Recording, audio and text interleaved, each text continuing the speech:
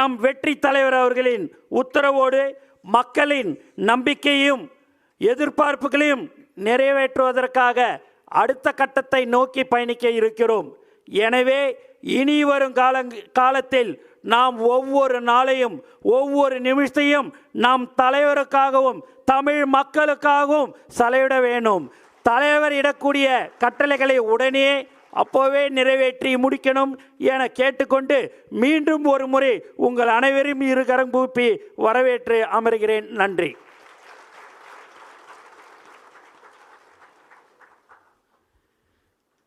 ஒரு ஆற்றுக்கு இரண்டு பக்கம் இருக்கிற இரண்டு ஊர்களை இணைக்கக்கூடிய உறவு பாலம் என்று சொன்னால் அந்த மரப்பாலம் தான். அப்படி இந்த உலகத்தை நம்மோடு இணைக்கக்கூடிய உறவு பாலமாக இருக்கக்கூடிய ஊடகவியலாளர்களுக்கு நன்றி.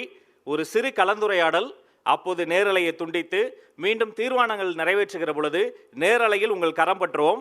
ஸோ இதோடு நம்ம லைவை